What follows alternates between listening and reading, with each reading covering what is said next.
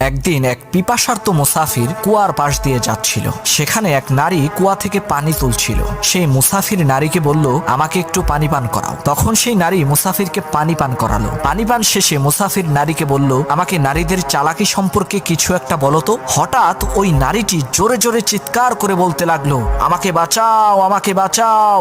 মুসাফির বলল, চুপ হয়ে যাও, নয়তো লোকজন আমাকে ভুল বুঝবে। সেই নারী নিজের উপরে পানি ছিটানো শুরু করলো এবং জোরে জোরে চিৎকার করতে থাকলো। এরই মধ্যে সেখানে লোকজন জড়ো হয়ে গেল এবং জিজ্ঞাসা করলো, কি হয়েছে? ওই নারী বলল, আমি কুয়াতে পড়ে গিয়েছিলাম, এই লোক আমাকে কুয়া থেকে উদ্ধার করেছে। তখন লোকজনেরা মুসাফিরের অনেক প্রশংসা করলো। নারী তখন মুসাফিরের কানে কানে বলল, যদি তুমি মেয়েদেরকে কষ্ট দাও তাহলে তোমার সুখ শান্তি সবকিছু সে কেড়ে নিবে, আর যদি তুমি তোমার নারীকে সুখে রাখো তাহলে সে তোমাকে মৃত্যুর দুয়ার থেকেও বাঁচিয়ে। একদিন এক পিপাসার্ত মুসাফির কুয়ার